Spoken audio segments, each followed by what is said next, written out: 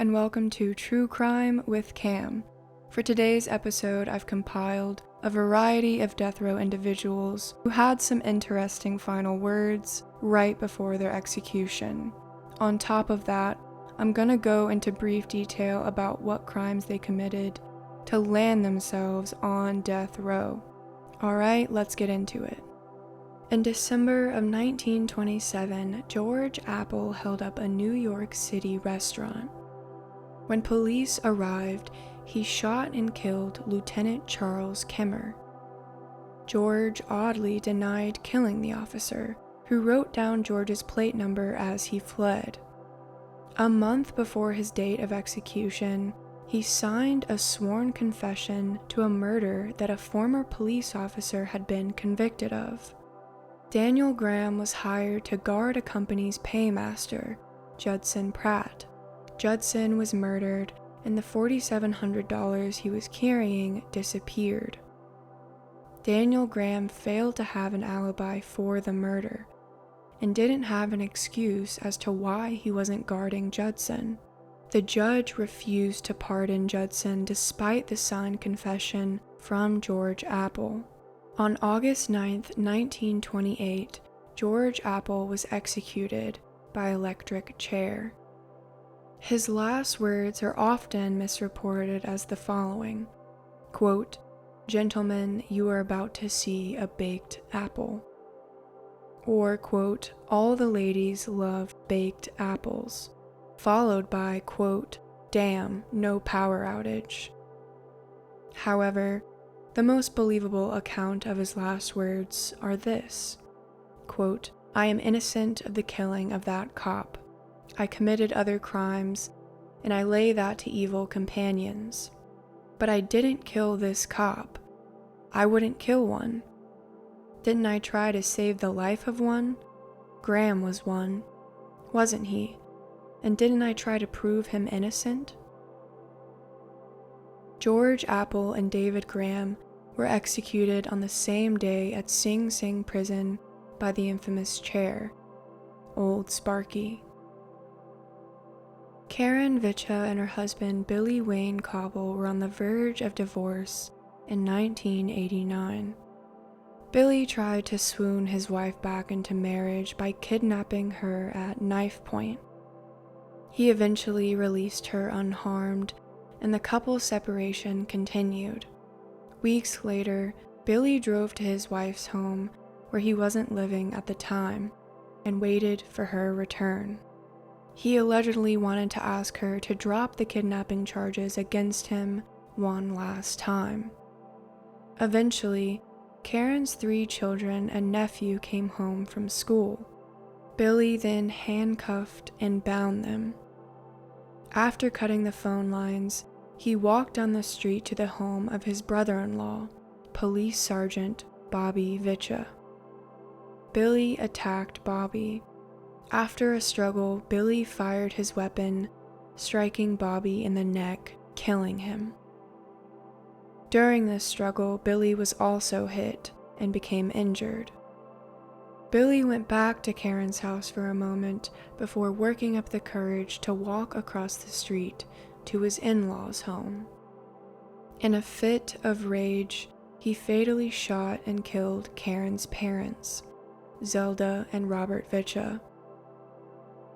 When Karen arrived home from work, Billie handcuffed and kidnapped her after confessing to the murders. He said, quote, "Karen, I've killed your mama and your daddy and your brother. They are all dead. And nobody is gonna come help you now." In Karen's car, he drove in the direction of a rural area. Police officers pursued the vehicle until Billie eventually crashed into a parked car after assaulting his estranged wife. While Billie and Karen received medical treatment at a hospital, he oddly confessed to various staff members and police officers that he murdered 3 people. One nurse testified at his trial that Billie told her, quote, "Have you ever seen somebody who just killed 3 people?"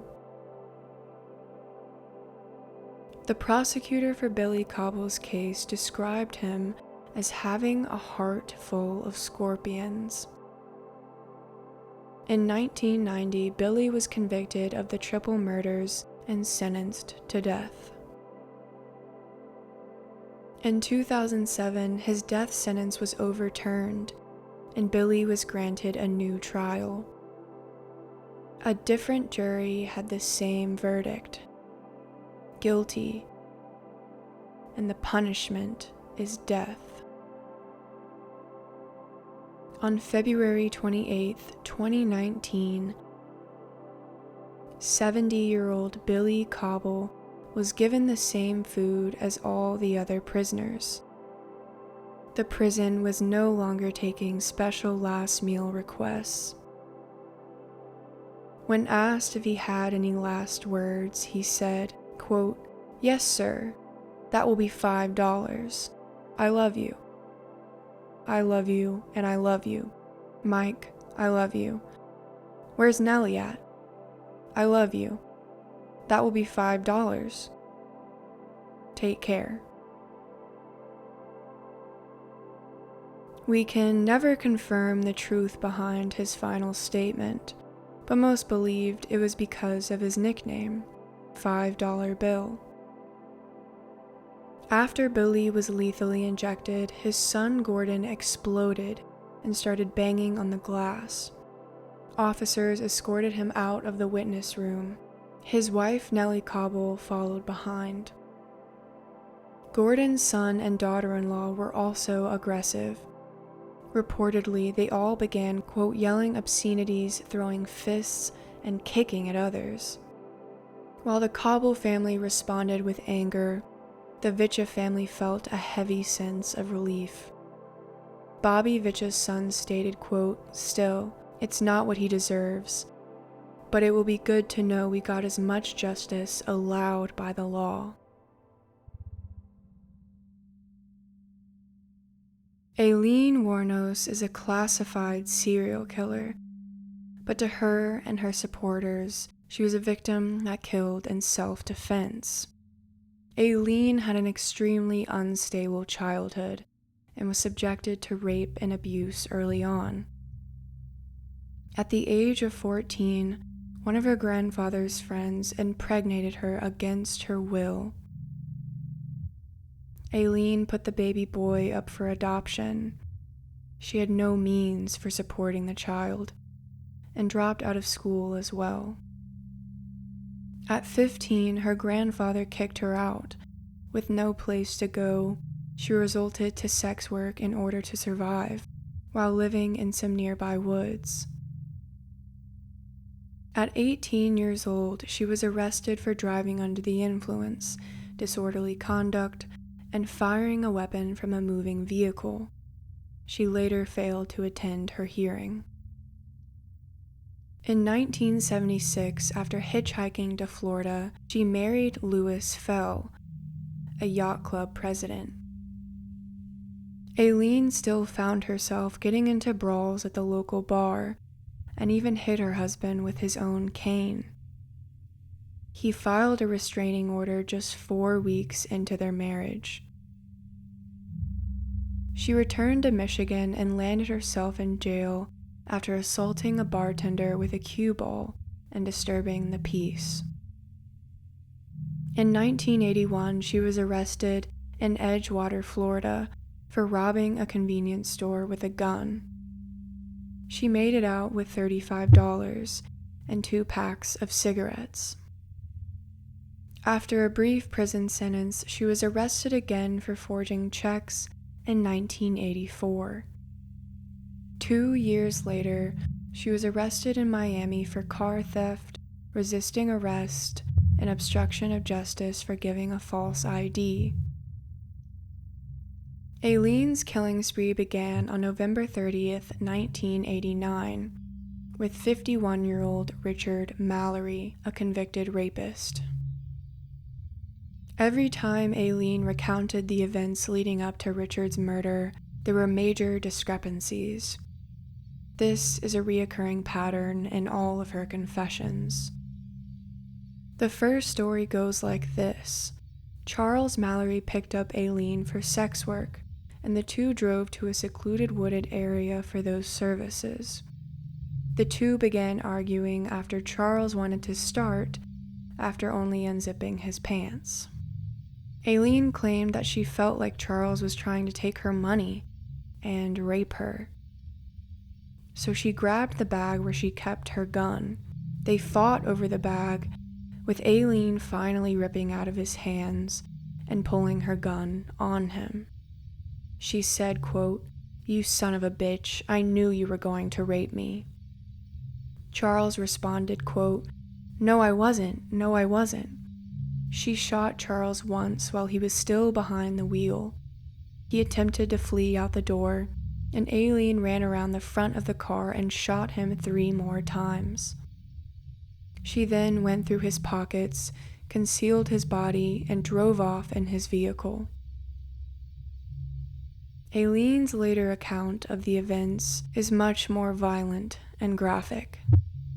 The two drank alcohol and smoked marijuana for 5 hours in a secluded area. Around 5 a.m., Aileen undressed to perform her services, but Charles only wanted to unzip his pants and didn't have enough money for the services in the first place. When Aileen went to retrieve her clothes, Charles wrapped a cord around her neck and threatened to kill her, quote, "like the other sluts I've done." He then bound her to the steering wheel and raped her vaginally and anally. She added that he seemed to take pleasure from her crying out in agonizing pain. Eventually, Aileen was untied and asked to lie down. Charles stated, quote, "You're dead, bitch. You're dead." That's when Aileen reached for the gun, and the two struggled for it, with Aileen ultimately shooting and killing Charles. His body was discovered 2 days later. 47-year-old David Spears' naked, deceased body was discovered on June 1st, 1990, along Route 19. He had been shot 6 times with Aileen's .22 caliber pistol. A week later, Charles Caskedem was shot a total of 9 times. His badly decomposed body was found wrapped in an electric blanket. Witnesses recalled seeing Aileen Wuornos driving his vehicle and pawning his gun. 65-year-old Peter Seam's body was never found, but he's presumed to be dead. A sausage salesman by the name of Troy Burris was discovered deceased in a wooded area along State Road 19. Aileen had shot him twice. Former Chief of Police, 56-year-old Charles Humphreys, was found deceased on September 12, 1990, in Marion County.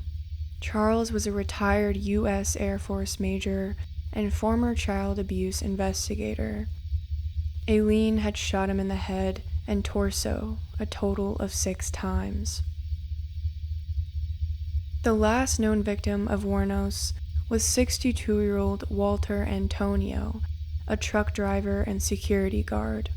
His nude body was found on November 19, 1990, near an isolated road in Dixie County. He had been shot 4 times. Because of Aileen's criminal history and the sloppiness of her crimes, it was only a matter of time before she was caught. On the 4th of July, 1990, Wuornos and her lover, Tyria Moore, were seen abandoning the vehicle of Peter Seams after they crashed. Eyewitnesses gave their descriptions and names to police. In addition, Aileen's palm print was found on the door handle, and she was the last person to be seen with him.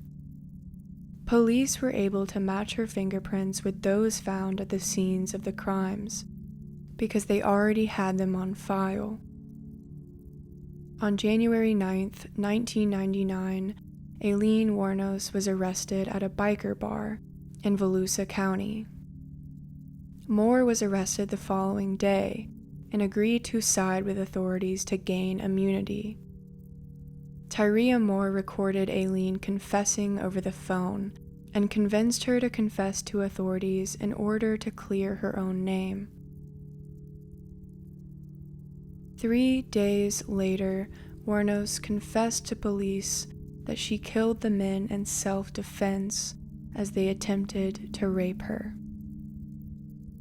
Aileen Wuornos' trial began on January 14, 1992, and ended in February the following year. She was given 6 total death sentences. In 2001, she wanted to dismiss her legal counsel and extinguish all appeals. She wrote, quote, "I killed those men, robbed them as cold as ice. And I'd do it again, too. There's no chance in keeping me alive or anything, because I'd kill again." Her execution by lethal injection took place on October 9th, 2002. For her last meal, she declined any food and instead just had a cup of coffee. When asked for her final words, she stated, quote, "Yes, I would like to just say I'm sailing with the rock, and I'll be back, like Independence Day with Jesus. June 6th, like the movie, big mothership and all. I'll be back. I'll be back." After Wuornos' execution, the daughter of Richard Humphreys said this, quote, "She got an easy death, a little too easy. I think she should have suffered a little bit more. Use the electric chair, let her legs kick and smoke come out of her ears." Many people still to this day question the meaning behind Aileen's final words. The state attorney John Tanner stated that it was in relation to the Bible, which Aileen had read 14 times. The scripture makes references to God as the rock, and hymns used the same expression for Jesus.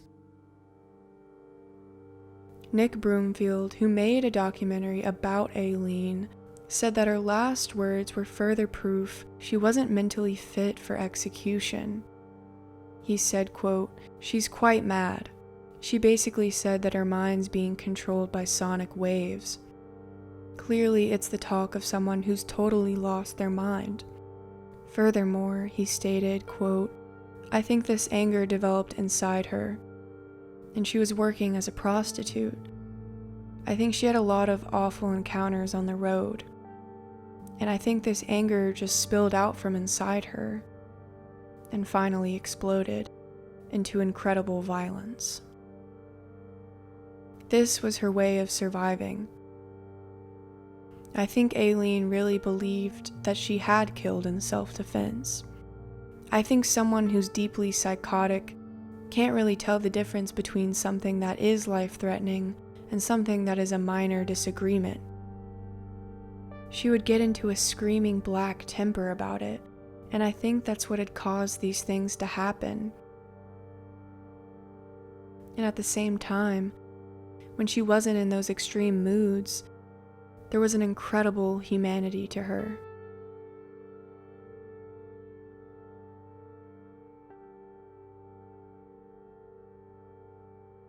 I was just wondering how you're going to be, at 9:30 tomorrow morning. Are you prepared? I'm prepared. I'm all right. I'm all right with it. And how?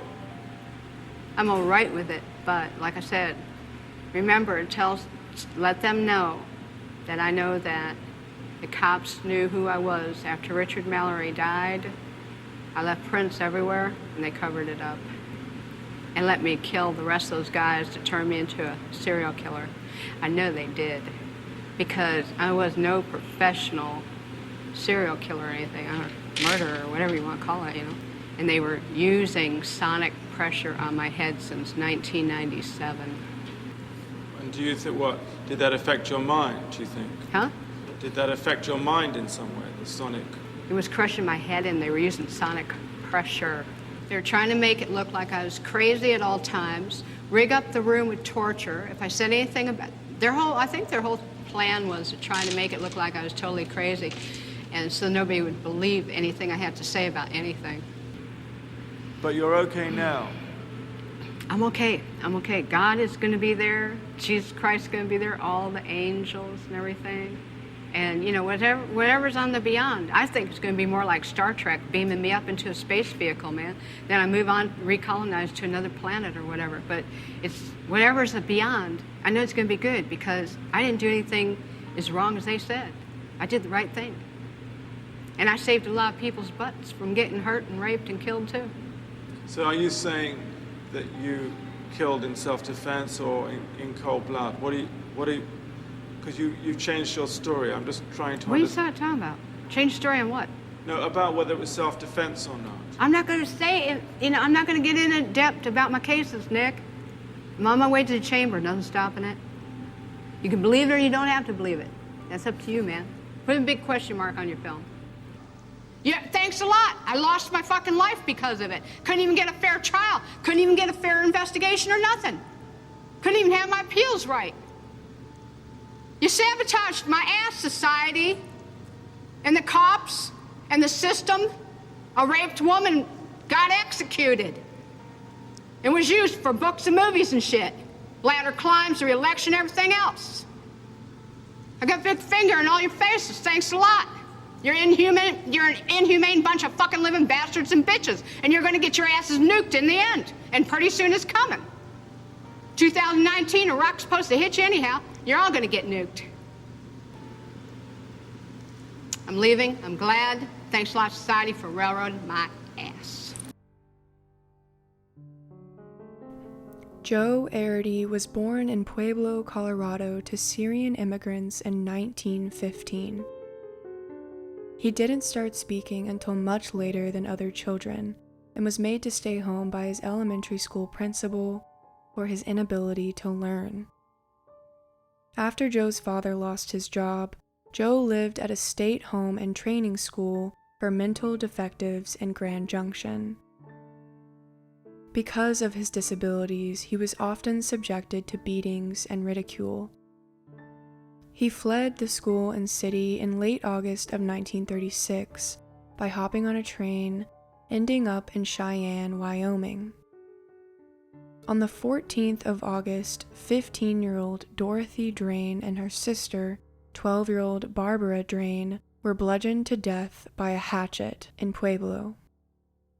Dorothy was also raped and succumbed to her injuries. But Barbara managed to survive. 12 days later, Joe Arridy was arrested while wandering the rail yards in Cheyenne. The officer knew of the Drain girl's attack and questioned Joe after learning he had traveled through Pueblo. The officer claimed that Joe confessed to him. Joe was arrested, and because of his disability, his lawyer tried and failed to plead insanity. The 3 state psychiatrists classified Joe as a, quote, imbecile, a term used by medical professionals at the time. It was determined that he had the mind of a 6-year-old and an IQ of just 46. Despite this, Joe was convicted of Dorothy's murder and sentenced to death.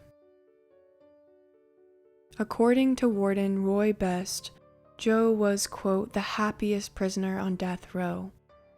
Best gifted Joe a toy train to play with, which is how Joe spent most of his time on death row.